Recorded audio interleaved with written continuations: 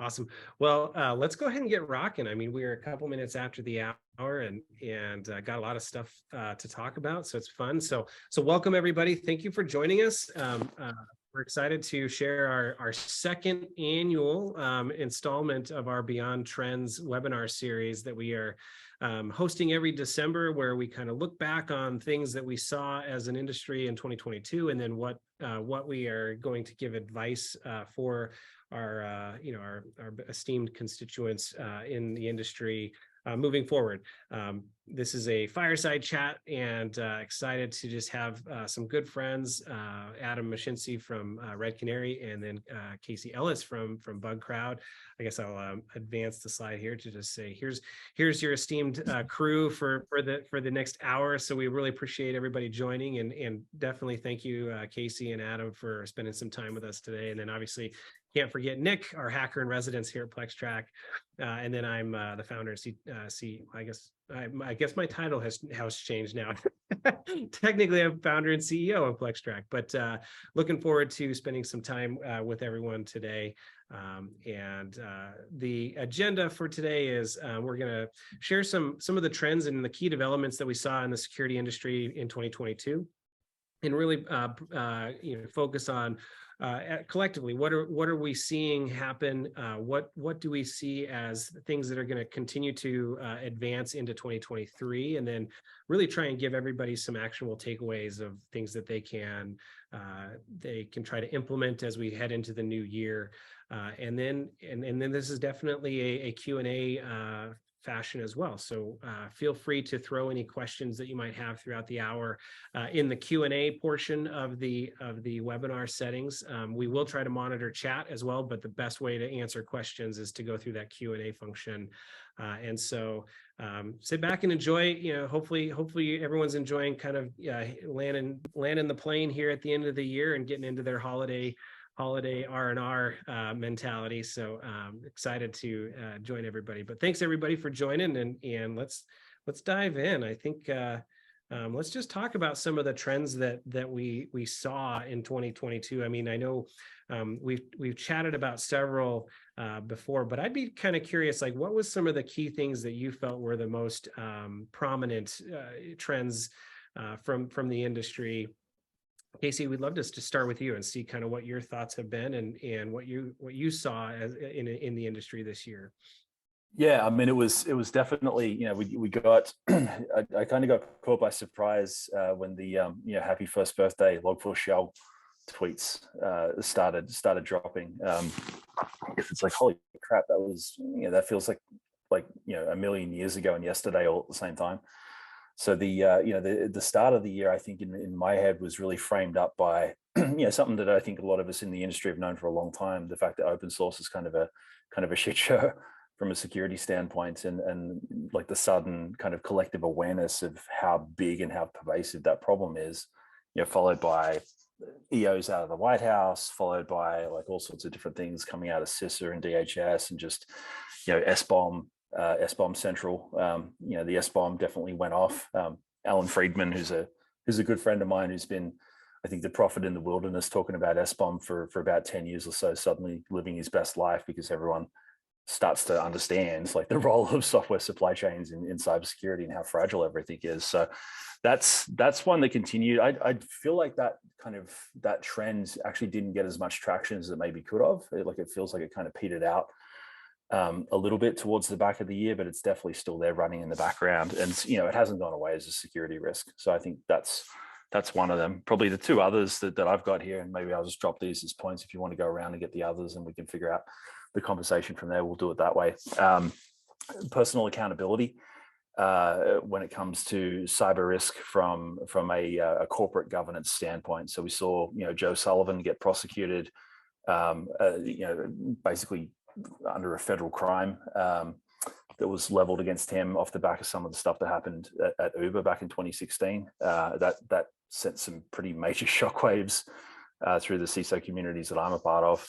On top of that, the SEC bringing out regulation, or bringing out proposed regulation for publicly traded boards to be able to report on the cybersecurity maturity of their board. And really what that feels like to me is that the SEC is trying to take cyber risk from this kind of weird thing that the nerds have control of to like just integrating it more into a core corporate governance and risk management thing, which ultimately is a good thing, but it's not necessarily something that's those outside of security or even those inside of security are used to. So I think that's a trend that we'll see continue into next year. There's a lot of downstream impact to that one.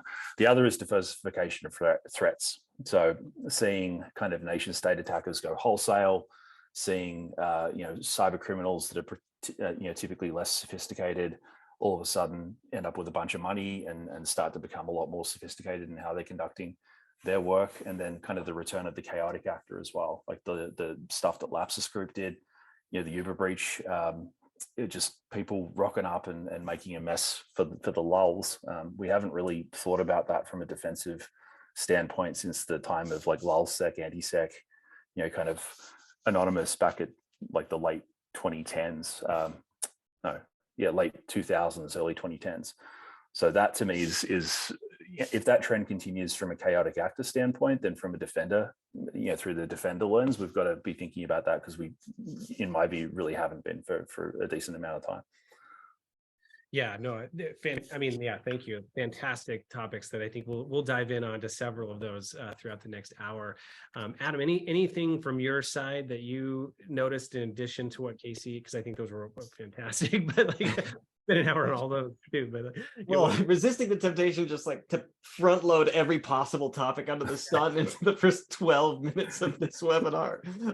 One thing that I think is important that we need to point out is like, we had like 15,000 tech workers enter unemployment land in the past handful of months. And the effects of that for people, for organizations, on the industry as a whole is very interesting, for lack of a better term. And so that is kind of an overarching lens by which we think about, well, from a strategy perspective, we see all these companies laying off folks, and often as a side effect of that, they lay off their cybersecurity team first in line, oddly enough. Well, what does that mean? What is that? I mean, do they have an MDR provider that they're just leaning on 100% now, or with another, or is this just something they don't care as much about? And then back to that, a personal accountability piece, just that kind of movement from a hiring and unemployment perspective has some impact. And so that'll be just the one item I'll say right now, and we're covering a million things. So. Oh yeah. But no, I think that's an important, I don't think you can remove the macroeconomic situation out of, the last year, right? I mean, all the progressed throughout this year are we're part of the trends and are going to play a big factor into what we'll see in 2023. I won't throw anything else on the pile because I definitely want to get to that. But Nick, did you have anything else that you were like noticing this last year that you'd like to kind of dive into as we dig in? No. Yeah. Very, very ethical. I think we got a lot to chew on because I think we could spend an hour on every single one of those topics. Yeah. I think it's dope. Legit. Yeah. It's good to be. I think, obviously, I don't know wherever you guys want to start, but I think the SBOM stuff and the, and just the supply chain, stuff that we saw, we've continued to see. And I would say, from my experience, it's kind of come and gone, right? Off and on over the last several years, right? In terms of, hey, everybody knows there's issues, even like when just NPM breaks or something like that, where it's not even like a malicious thing. It's just like somebody writes a line of code that then like breaks the entire internet. And you're like, this seems like it could go wrong, and then you start to get more awareness. But yeah, how do we think that continues to progress, into next year and beyond? I've seen one thing that I'm noticing, and maybe it's just because I'm just noticing it now, but a lot of the folks who have leaned on automation assisting them, especially like source code analysis, vendors and products and tools are starting to add in the ability to generate SBOM, inventories based on automated. So I think the idea is being like, a lot of people are overwhelmed. When you talk to these folks, they're like, we can't even inventory what we have if we wanted to. So I think a lot of the organizations who are trying to crack that, the code of how to, of course, automation probably isn't going to solve everything, but I've seen a lot of folks who traditionally you'd think maybe are AppSec or API focused providers or tooling and companies are saying we can automate that for you, which is interesting. The other aspect, extending on that, oh, go ahead. No, you're right, Adam. You already went mute, Casey. It's all you, bud. Right. Rochambeau. Okay. So adding on that, I think the thing, because I spent a decent amount of time talking with security startup founders and whatnot, including a bunch of people that were already in like the SBOM space or wanting to get into it. I think a part of why this kind of ran out of steam throughout the year is that even if you've got the ability to do like software composition analysis or real-time generation of SBOMs, all those different things, like no one really knows what to do with that. So all of a sudden you've got like, okay, I'm scared because I don't know where my shit is. Okay, now I know where it is, but I'm scared because I don't know what to do about that. And it was a little bit of the cart coming before the horse. I think in general, that sort of revelatory moment of like, there's a lot of stuff that goes into our software and we don't necessarily have control over the security of all of it. Like it's a good oh shit moment for the industry to have if they haven't had that yet. But then it begs the question, what do you do? What do you do now? Right. I saw that happening quite a bit in terms of like, how do you as an organization think about how you're operationalizing the consumption of the output of these sorts of tools in peacetime, as well as the kind of very practical version of that when it comes to like the next log4j or log4shell, whatever that is, using it to be able to go off and patch quickly on a reactive basis if you need to. Like I think everyone answered that second question, but no one really got into the first one, if that makes sense. It's like, how do we operationalize this on a continuous basis? Yeah, I think that's a good point, because I think things that we're also seeing is like, yeah, okay, like there's the notion of trying to identify, what all is in your software, what all is in software that you're using with your cloud providers. We're seeing that built into contracts and stuff, as a vendor perspective, right? Like, you obviously, if you're using open source components, you have to, adhere to those license agreements, but then there's just I think there's going to continue to be more scrutiny on the front end, but then how do you operationalize it as a vendor or as somebody in terms of, hey, we want to make sure this is secure, but also as these threats come out, are we actually being proactive in being able to identify the gaps that we have related to those threats and those threat actors? I think it kind of starts to play a correlation of like, we'll probably see more TTPs coming out related to, gaps in open source components or supply chain, right? The one thing that always kind of tickles the back of my brain when it comes to the supply chain stuff, though, is, okay, let's say it's perfect, right? We do everything great and everybody's got a full accountability for all the things, right? And we know what to do with bill of materials and all that stuff. So let's say it all happens. Well, guess what? At the end of the day, if somebody hands your lead developer a duffel bag of money to do a thing, like what good did any of that solve, right? And I think that's kind of something that's easily forgotten as we're talking about like the supply chain industry and reformatting of it. At the end of the day, you have an insider threat actor who's just like, yeah, somebody gave me a Lamborghini to write a line of code, done. Like, what do you do about that? We're always going to have supply chain sadness, because at the end of the day, you got to trust somebody, and if you're going to trust somebody that isn't you, and that person could be bribed or whatever, or for the lulz, right? We just don't know. And at the end of the day, they're humans delivering the thing. And I don't know if this is a fully technology solvable problem at its core, though all of this stuff is still good. It's not going away. Do you think we get to that point, because I think I've seen this in security in my past, coming from an AppSec background, where it's like, yeah, like 1 or 2 lines of code can really do a lot of damage, right? Or open up a lot of damage. And do you think we get to this point where we kind of become immune to the fact that like, oh, this is a really hard problem, so we just shine the light somewhere else, because there's let's all just go shopping instead. Well, I think there has been a trend too, not to inject another topic, but it's all so tangentially related, looking at the different cyber insurance and where folks are leveraging the idea of cyber insurance. And then you have brokers and providers and insurance companies who are coming in and starting to offer cyber insurance. Like the number of folks who have hit me up on LinkedIn, see the fact that I have any cybersecurity background, they're like, hey, can you be an advisor on how we should set up and do cyber insurance? I'm like, not even close. No, I can't. And if you have to ask me on LinkedIn to do that, you probably shouldn't be doing it either.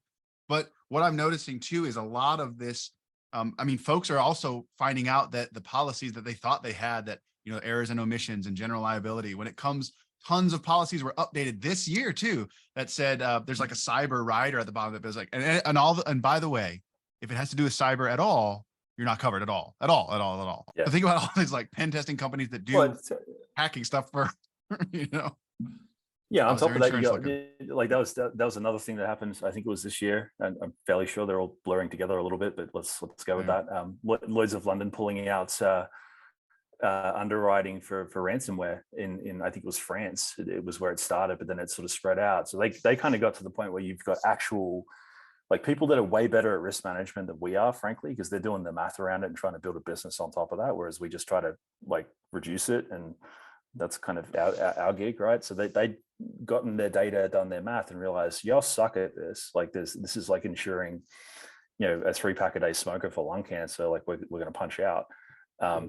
That's a leading indicator, I think, in terms of, you know, what they think about the actual business impact of this stuff, and how good, you know, we collectively as defenders are at this point in time and actually stopping it. I mean, I think you're absolutely right. And I mean, I think this all ties together, even, you know, and dovetails into the whole governance discussion, you know, like what additional restrictions or requirements are being placed, you know, by the SEC and all of these things.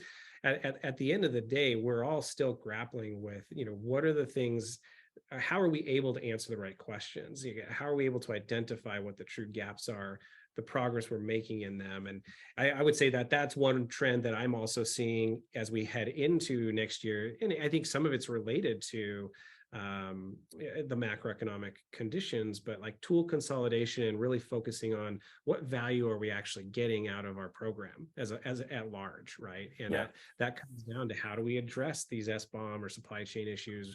Where are our biggest risks there? And at least being able to call them out and say, hey, yeah, maybe we don't have all the answers as how to solve this problem, but at least we've identified that it is a problem, right?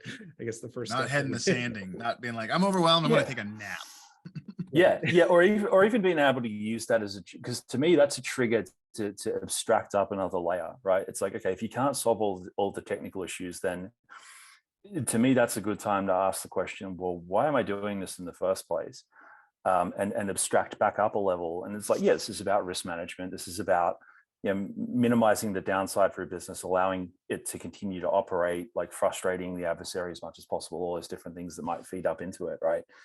And viewing it through that lens down instead of from the technical lens up, if that makes sense. Like to me, this has been a trend, because like bug bounty, you know, with what I do with you know, particularly with bug bounty, where you're actually pricing a vulnerability, like that's one of the many things that Bugcrowd does, but it's the thing that we're best known for, and it's where this shows up.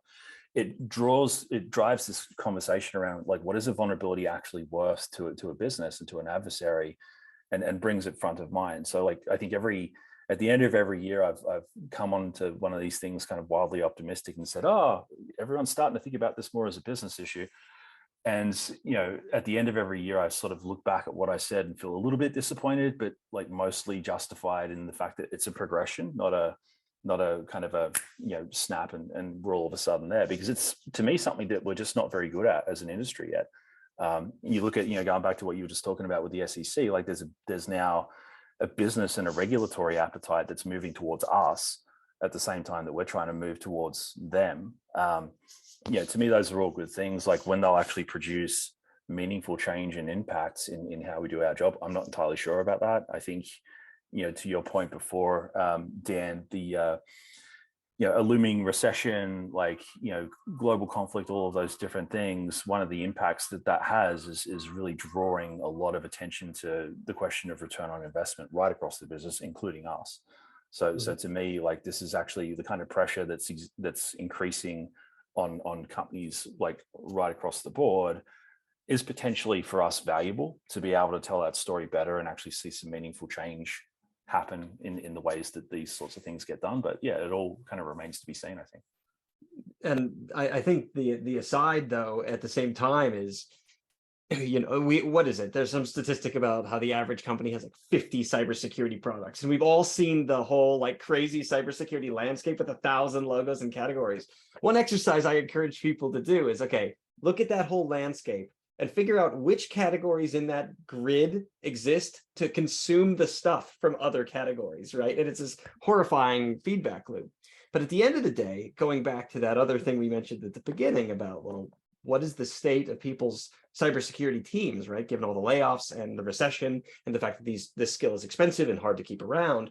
Well, you have 50 tools that your ROI is, I don't know, maybe, but now you laid off the people who knew how to use that thing, right? So what do? Well, somebody said it was important, but that person's not here anymore. Do you give it to someone else to care about, or do you shutter it, or what have you? And I think all of these things are wrapped up together, again, from the macroeconomic perspective of people have a lot of tools that they may or may not be using, but the skill, the folks who they have there to use it may not be there anymore because they were poached, or you couldn't afford them, or whatever. And that is something looking forward into the new year is going to, I think, be an increasing pressure as people are not only looking for ROI, but also people to drive the cars they bought. No, I think I would say like that includes the engineering teams as well. Because I think you brought that up, and immediately, like, my mind and probably the minds of everyone on the call here went to security team layoffs and all those different things. But when you think about, I mean, Twitter, for all sorts of reasons, is kind of not a clean example of what we're talking about here. But to me, it's almost the most dramatic possible version of what could happen if you make it extreme, right? Like you've got engineers, you've got infrastructure that's limping along without SREs or without the tribal knowledge that's required to keep that stuff online. And usually, like, this is the important part, it's that tribal knowledge that would form the interface between the security team and the actual production environment if there's a thing that needs to be done. Looking at that in terms of like the connection points between the security team and the actual production environment itself, like there's loss happening in that side of the business as well.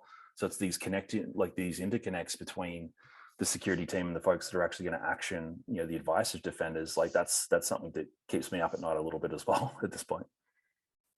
Oh yeah, I mean, there's a certain, obviously you have the notion of like losing some of the talent and tribal knowledge of the security team itself, but then if you've lost the other connections that would have been able to draw on that tribal knowledge within the organization, it's an issue. And I think those are things where it's kind of like, hey, we may not see the effects of that for another 6 months, right? I mean, it's there's just certain things that operationally you don't recognize you're going to see an immediate impact. And I think kind of what I continue to focus on is that it's going to continue anytime you're in, regardless of what your industry you're in, but anytime there's an economic downturn or recession, even from a personal level, you start to just focus on like, okay, where am I getting, where should I, be careful, like with my spending and how am I managing, my resources? So I do, like, to your point, Adam, I do see that there may be some loss of knowledge, but I think there's going to be kind of a reset. And this is what I would recommend to people too, is like, take a step back and really focus on like, okay, where are we at as a security program? What are the key things that we're focused on, and how are we driving value from what we know we're doing? And being a little more proactive on like truly saying like, these are the gaps that we have and where we need to be focused on in terms of shoring those up, the known knowns and ensuring that we continue to have that message that we can speak up to the board and up to the executive leadership. One thing, just to key off of that, and to grab a thread from Casey earlier, there's also something interesting about tool consolidation happening on the other side of the mirror, right? Because as we're talking about this from a defender perspective, well, guess what? It's being commoditized, the adversary space, right? You have this concept of like wholesale tooling for adversaries, and everybody's just buying like the same ransomware as a service tools, and it's working. And it's like, you talk about a weird way to think about ROI as we're all trying to figure out which of our security tooling makes sense. Well, what is the adversary up to? Well, they're doing the same thing, which is kind of strange and terrifying. It's a useful way to think about it though, because when you think about it, the adversary, they go home, sleep at night, put their pants on one leg at a time, like do all the things that we do in Defender land. So like logically, these kind of economic, the macroeconomic pressures that we're talking about and some of the uncertainty, it affects them in the same way that it affects us.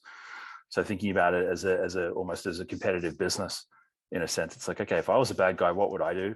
How would I improve my efficiency? And you're absolutely right. Like I kind of hinted at it at the start with diversification of threats, like the cyber criminal kind of apparatus in general. And this is not speaking to the fuzzy lines that exist between it and nation state apparatus in certain countries. Let's leave that off to the side because that gets messy real quick. But just thinking about it as purely like financially motivated criminals, they've stratified. I think they've taken a lot of cues from what they've seen work and be successful, in Silicon Valley, in wherever, when it comes to SaaS vendors and all those different things, and really focused up on the part of the kill chain or the part of value delivery, like criminal value delivery that they're best at. So you've got, ransomware as a service operators, you've got them now working in partnership with the IABs that are doing initial access. You've got brokerage of like all sorts of different things. And then obviously the folks that want to actually execute the campaigns and get the take at the end of the day themselves. Like there's this phenomenally sophisticated ecosystem at this point in time that really, I think it's been around for a while. I first started becoming aware of it back in 2020 when a lot of it was getting deployed into healthcare around COVID, because that's kind of when I got pulled into the CTI space, adjacent to vuln discovery and the kind of stuff I do with Bugcrowd.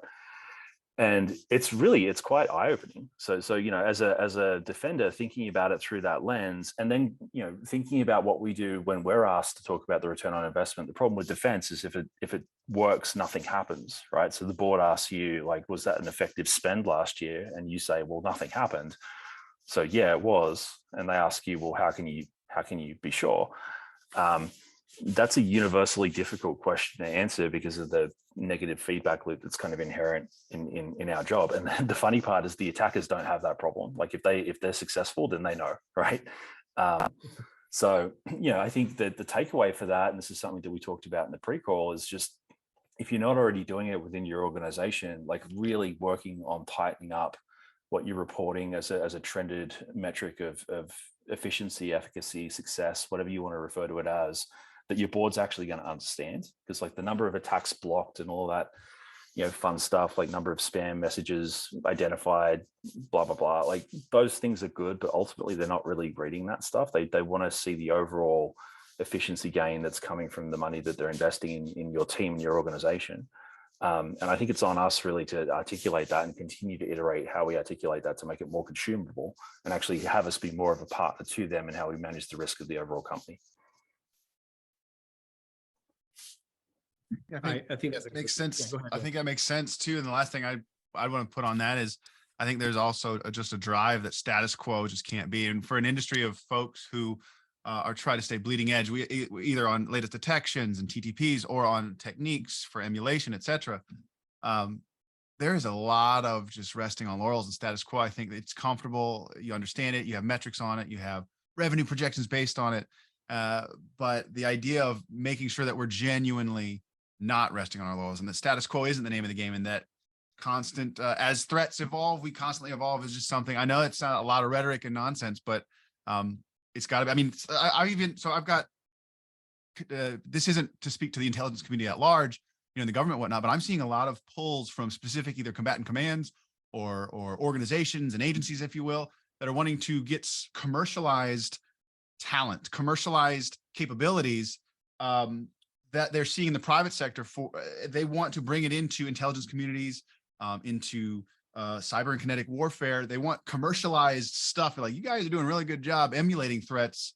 So let's start taking some of the lessons we've learned from the commercial sector and bring it in. And it's like, would you like to be one? Yeah. Yeah, that too. Right. It's interesting.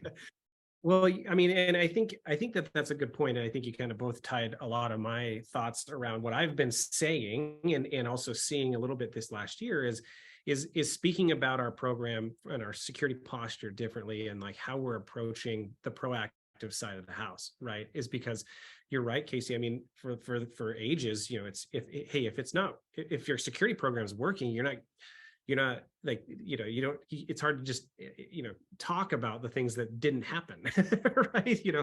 And so shifting the mindset of being more proactive and what I'm calling, what I've been, addressing as threat informed pen testing or threat informed security testing, of like being able to speak to like, well, hey, we proactively assess against these types of threats and incorporate that into a continuous program so that that we can actually speak to the things that say like, well, yeah, nothing happened because we're testing it on a regular basis, and here's the gaps that we've continued to fill, right? And so that you're not always having to just speak to like a breach or an incident, but also, hey, in a proactive manner, we've been testing these things, and this is how we know it's working, right? I think that's an important shift that we'll continue to see as time moves forward. You talk about the threat-informed defense capabilities, and now it's moving into the proactive space. Yeah, definitely. I mean, the two areas where we see that one is really the adoption of vulnerability disclosure programs by organizations. I think part of there's just kind of at this point a peer pressure that's kicking in. There's regulatory mandates. It's been written into NIST. Like there's all sorts of different things that are kind of pushing it top down. But it's such a visible thing to do as well, and it actually speaks well of the maturity of an organization's kind of cybersecurity mindset, if that makes sense. It's like, okay, we're going to be vulnerable. Let's not try to use ostrich risk management as a defensive strategy and actually admit the fact that bugs happen because people write code.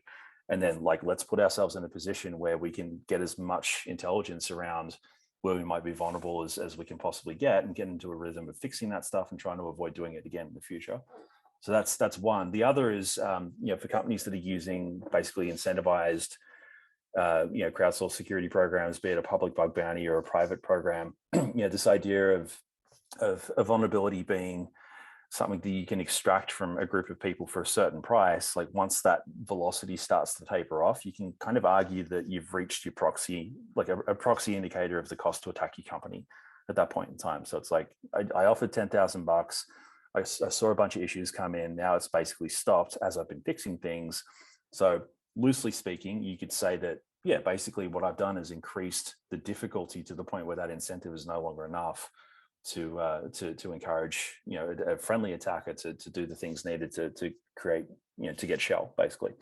And then you bump it up to 20,000, restart the process, and off it goes again. Like we've seen a bunch of companies starting to look at some of those metrics as things they can report up to the board. Because when you think about like the distillation of everything we're doing in security, when it comes to initial access in particular, increasing that cost is really kind of why we're here, right? It's not about making it impossible, because that's not a real thing.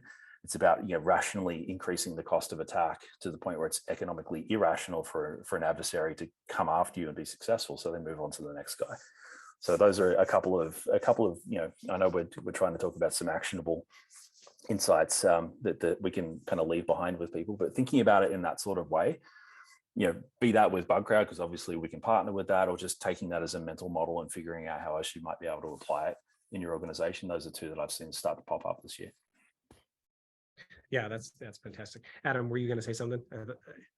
No, I just love this idea though, that you can actually like create metrics around vulnerabilities and say like, oh, at a certain monetary threshold, we think that that's the level of sophistication of a threat actor has crossed like a Rubicon or not, right? Like we are, $20,000 is as a level of sophistication of a threat actor is a really kind of strange way to think about this if you've been doing it in a traditional sense. And I love that as like, oh, there's a bit of a paradigm shift here. And if you use that sort of public disclosure stuff, if you use bug bounties as that metric, that's the kind of thing that can really shift your thinking. And it's staggering when you think of it that way. It's like, oh, we can actually, something that we couldn't really tell how we were doing, right? The barrier to entry of a threat actor into our environment has always been kind of fuzzy. It's like, oh, that's sophisticated and that one's not.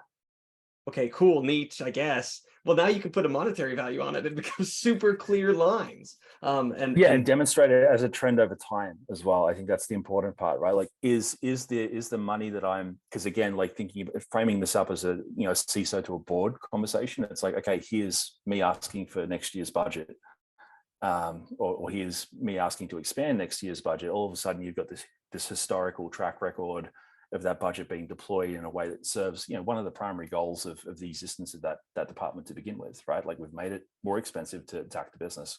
Great.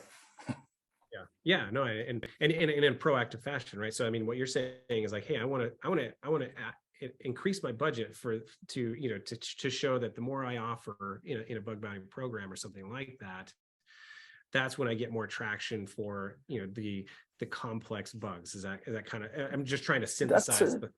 And thank you for calling that out. That's part of it, but I'm not just talking about that. I'm actually talking about, hey, we want to invest more proactively in developer security awareness training or secure code training, or we want to like get into doing what you guys do in terms of integrating red team and blue team knowledge and actually operationalizing that within the business. It's not just about the money that they're spending on this particular point of vulnerable discovery. It's actually about that being a proxy of all of the other things that go on inside the business that make that hard, and actually using that as a leading indicator to justify all the other things as well. No, yeah. No, I mean, y'all can pay us more money if you want to. Like, I'm not going to argue with that, but I guess my point was more that that's not the only thing I'm talking about. It's actually almost the smallest thing in that mix. Yeah, the overall investment in the program is actually a trend to show that the more you do it, the better off you're going to be. Right? It's another way to reflect. Yeah, exactly. Before we run out of too much time, I think we've kind of been circling around the whole notion of like, hey, the value that you want to really show that your program is having and the activities that you're conducting and the tool sets that you're using.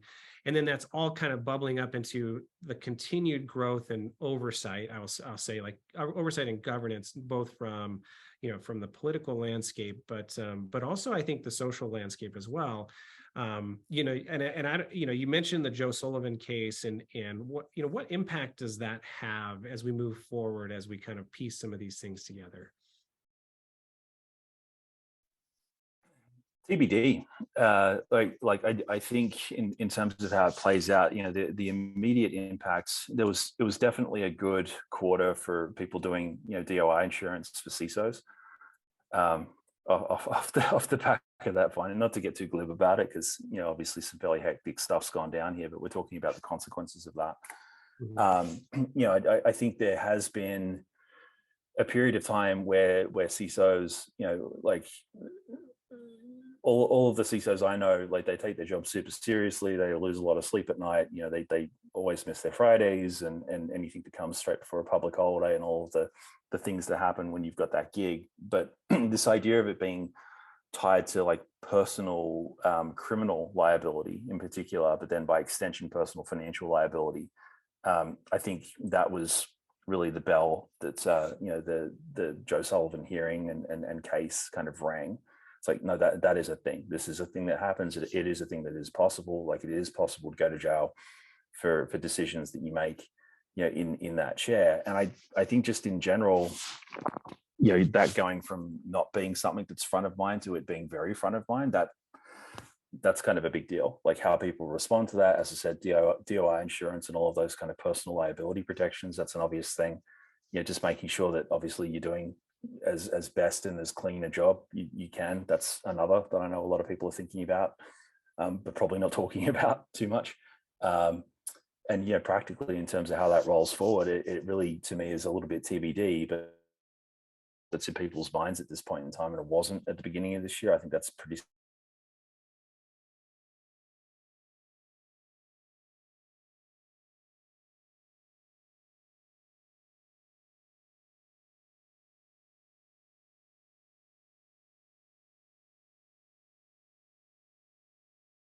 And the executives, the rest of the executive team of like, hey, this is why this is important, right? And that we're all on the same team here. I mean, I think there's all kinds of aspects that it's opening up doors for conversations, which all on the same team, and tying Joe with the SEC stuff and what you're saying here, we've been kind of the weirdos in the corner for quite a long time with respect to the rest of the business. Like they know that we're important. They've got no idea what we're actually doing. But they understand that it's really bad if we get it wrong, and no one wants to end up, in the media for having their company breached. So there's this sort of disconnected sense of value between the business and what we do in cybersecurity that I think we've just kind of coexisted with for the past, to me, probably 10 years. Prior to that, they didn't even think we were that valuable. But the point that we're at now is this this sense of that kind of being integrated, like these discussions. The stuff with Joe, personal liability for a CISO, that raises the question of personal liability for a director. Because if you're on a board, then you have directorial liability, and there's different versions of that might be impacted by the decisions that are being made by the CISO. So all of a sudden, board directors are thinking about that on the personal level, right? And with the SEC stuff, it's like, okay, we're actually being mandated now as a part of our reporting responsibilities to have our arms around this thing, and we don't. So now what? So to your point, like a whole bunch of like really productive conversations that I think are available to us now that weren't at the beginning of this year. I think having those conversations is really the takeaway from that. Yeah. Sorry, Nick. No, I'd be curious about the folks about y'all's take when we're thinking about actionable advice and the trend of the BISO function coming in, because I'm seeing a lot of my peers and colleagues. There was a time where old crusty hackers were like, well, I can be a pen tester, I can be a red teamer, maybe I'll be a CISO. Or maybe I'll go be a direct, whatever they end up doing, sales engineer, get into something different. But then I'm seeing a lot of my peers and colleagues go into the BISO role where they're getting smart on the business. They're getting focused on taking the technical acumen and their risk management backgrounds. And I'm just curious because I've seen a lot of trends too of folks talking about BISO roles. And what are your thoughts as we talk in the same vein of one team, one fight, together forever, or togetherness? I just can't shake the idea of, we were always weirdos in the corner, and now we're just like criminally liable weirdos in the corner. I'm just frozen in that. So that should be a t-shirt. Criminally liable weirdo in the corner. I love it. One of these companies is going to have that as a t-shirt in like 3 months. It is. People are probably already making the orders happen. Yeah. No, I think you're right. Go ahead.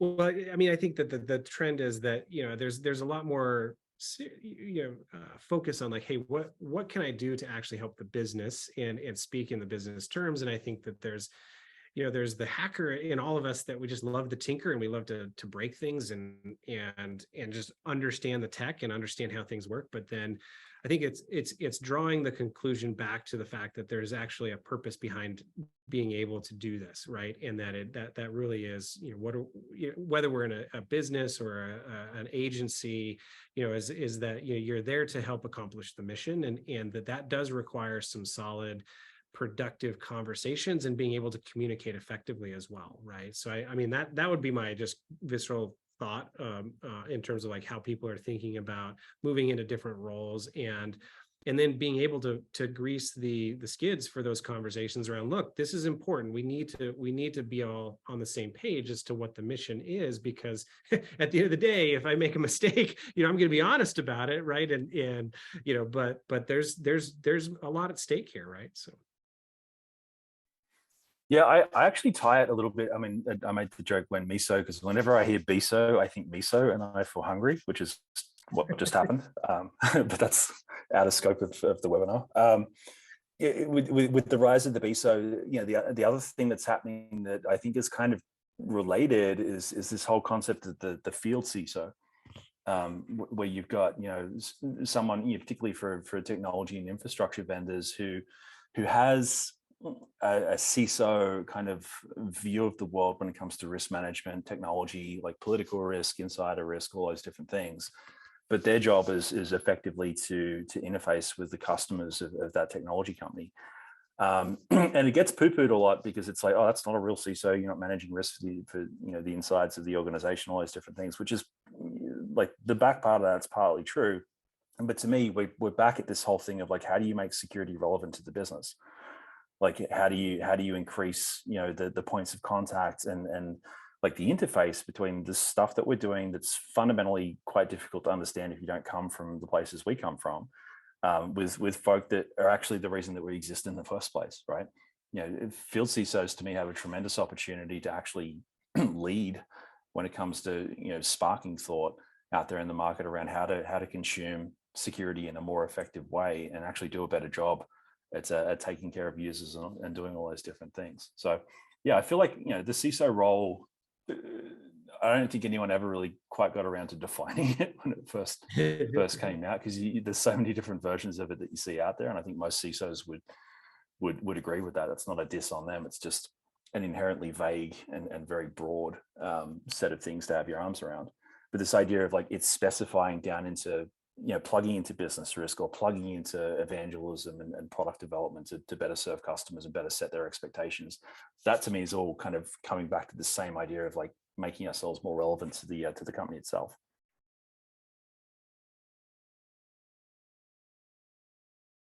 I dig it. Yeah, no, that's good. I didn't know if Adam was going to do that. I was going back to the actionable intelligence. Does this group feel that there is a trend towards solidifying the roles of CISOs, or do we think that we're going to continue to have these roles be fractured into things like field CISOs and the like there, as other roles kind of are born and take on more crystalline definitions? Because I still think it's kind of up in the air a little bit as far as the trends of what that role does, depending on the organization. But I don't know. I don't know if you all have seen that gaining traction somewhere, or if it's just being kind of fragmented into new roles. I think it's going to continue to evolve, and I couldn't predict on like where it is going to land, because you do see some of the trend of like that security is being spread out across the entire organization. You know, like pervasive cybersecurity to a degree of like everyone knows they have a role to play, and so does that mean that the CISO then, you know, has some kind of purview over everybody's, you know, activities and actions beyond their awareness? You know, so I think my gut is that will continue to evolve, but I do see it continuing to be a little bit more dispersed across an organization. So whether that becomes like a chief officer role, you know, those kinds of things, I think are still kind of TBD in my head. But yeah, I mean, to me, I'd agree with Dan on that. Like you look at the trends from my perspective, and if anyone has a different memory of this, feel free to jump in. But it kind of started off with the CSO. And then, you know, whenever it was, probably 5 to 7 years ago, you start to see the CISO pop in, and then all of a sudden there's a strong distinction between those two roles. And like sometimes there is, sometimes there isn't. Usually, you know, someone who wants a CISO, like a CISO title, doesn't like being called a CSO, and vice versa, because there's, you know, very explicit pictures they've got of those two roles in their own mind. But to me, it's like, you know, CISO, like CISO is a subset of CSO, because you're talking specifically about the security of the information systems and the information within that organization, as opposed to you go up a level, you're talking about security just in general. And yeah, you know, you BISO, like field CISO, MISO soup, eventually, like they all become these kind of scattered downstream applications of the same thing. To me, you know, the question is, at what point does this sort of reintegrate in with, you know, the general idea of risk management and how that kind of plays out within an organization? Is that something that happens in the future? I don't think that's something that we'll see next year, but to me, the trend, you know, ultimately seeing security kind of merge with engineering in a lot of different ways. I think we're already heading pretty quickly in that direction. So what does that mean from an org chart and the title standpoint? Not really sure. But yeah, I'm kind of looking back to look forward a little bit on that one. That's interesting. And it only gets more complicated because there's now, you know, we have information technology and operation technology. So do we need a chief operational technology security officer? Like, oh man, that's another panel. That's a whole nother panel. What's the difference between IT and OT? Well, we finally figured out that IoT doesn't mean anything and called it extended IoT. So that's progress, I guess. We're collapsing. We're collapsing some categories. Yeah. Well, and I think it's just it's clear that, like, you know, technology always changes, which means security always evolves, and threats, like we've already talked about, threats evolve, and so it just makes it a challenging way to speak about how we're addressing it. And I think continue abstracting of like, hey, what impact does this have on our overall program is the key takeaway that I would push. I was going to say, like, maybe we wrap it up and then open up for just a general Q&A session. But, like, you know, if there was one thing that you would kind of say, like, hey, here's what I would say, you know, take some actionable advice away to the audience, you know, what would you give them as hope for 2023? And Adam, we'll start with you. I'm gonna play. Yeah, I think kind of taking on the theme of what we have here, I think the important thing we all do in the new year is really understanding the tools and realities of our organization like has in their possession. This concept of, oh yeah, we bought this thing and the only person who knew how to use it is gone now or whatever, is going to become increasingly problematic, especially as we talk about all these new kind of overseer roles and chiefs that appear, and liability is now held. Well, at the end of the day, somebody's got to know how to drive these cars we bought, right? And I think there's often hesitation, be like, well, we bought this thing, we don't know what to do with it. Quick, everybody learn that how to use that thing. That may not be true for every organization anymore. And leaning on third parties is a-okay. And I think that making sure that if you have a thing, you really need that thing, if the only method to get value out of it is to have someone else drive it, that's okay too. And so just calibration inside of an organization of what is it? Do we need it? And can we drive it ourselves, or do we need to have somebody else do it? I think having those be questions we ask ourselves is really going to help as all these things that we talked about for the last 45 minutes here kind of shake out in 2023. So that's mine. That's well said. Yeah. I like it. Nick, you? Yeah, I mean, Casey, go ahead. I wasn't sure if we're passing around or just jumping in here, but I would say that the like we've got the attention of the business now. Like if you're talking about a bright note to end on, those of us that have been around for a long time know that that's not always true, and I often find myself spending a decent chunk of time with newcomers into this space, just explaining kind of, Grandpa Simpson telling the story. It wasn't always like this. Like the business coming to us and actually asking what we think. That's still a relatively new phenomena.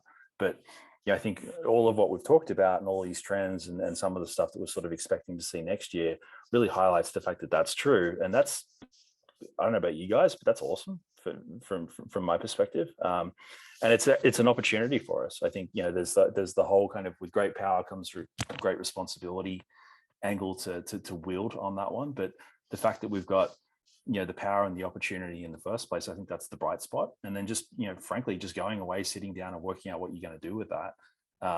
That's probably, from my perspective, the most actionable piece of insight for anyone. Like, I'm assuming there's a broad range of people on this call, regardless of who you are and what you do, sitting down and having that thought, maybe over a holiday beverage or whatever it might be. I think that's a useful thing that everyone can do.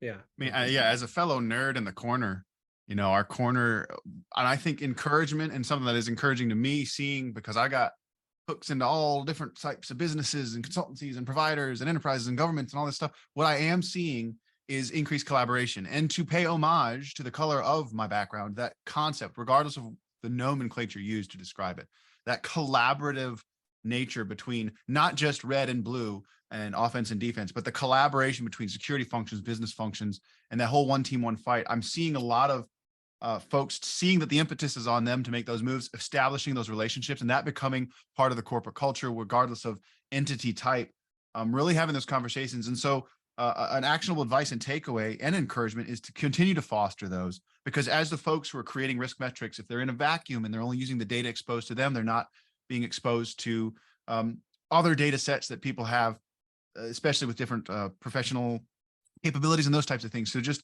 continued emphasis on that better together, one team, one fight, and collaboration and relationship building, because it's not just making sure your smart analysts and my smart analysts, all business and cyber and technology together well. It's those relationships at every leadership level.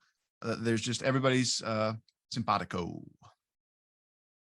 Yeah, no, I mean, I think what's been fascinating about the last 55 minutes is that we haven't really talked about like the more tech, how you used to have these things where it's like, oh, we now see that you can attack people through a USB drive that auto runs.